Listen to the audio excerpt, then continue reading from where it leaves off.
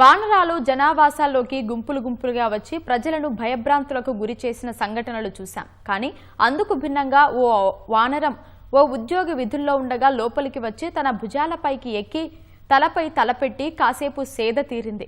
ములుగు జిల్లా ఏటూరు నాగారం ప్రభుత్వ గిరిజన ఆవాస పారిశ్రామిక శిక్షణ కేంద్రంలో శనివారం ఉదయం సమయంలో ఉద్యోగులు వారి పనుల్లో నిమగ్నమై ఉండగా ఓ కోతి లోపలికి వచ్చింది. దాన్ని చూసి అందరూ భయాందోళనకు గురయ్యారు. బయటకు పంపించేందుకు ప్రయత్నం చేశారు. కానీ ఆ వానరం బెదరకుండా మరింత లోపలికి వచ్చింది. ఉద్యోగి మహమ్మద్ సాదిక్ దాన్ని చూస్తూ ఏం కావాలి, ఏమైనా తిన్నావా అని ఆప్యాయంగా పలకరించడంతో ఆయన దగ్గరకు వెళ్ళింది. నెమ్మదిగా భుజాలపైకి ఎక్కింది. కొద్దిసేపు మౌనంగా కూర్చుని తలపై తలవాల్చి నిద్రపోయింది. సాదిక్ కూడా దాని నిద్రకు భంగం కలగకుండా కదలకుండా ఉండిపోయారు. సిబ్బంది ఆశ్చర్యానికి గురవుతూ ఆ వానరాన్ని మౌనంగా చూస్తూ ఉండిపోయారు. సుమారు అరగంట పాటు అలా విశ్రాంతి తీసుకున్న వానరం మెల్లగా భుజాలపై నుంచి దిగి మహమ్మద్ సాదిక్ వైపు ఆత్మీయ మిత్రుడిలా చూస్తూ బయటకు వెళ్లిపోయింది.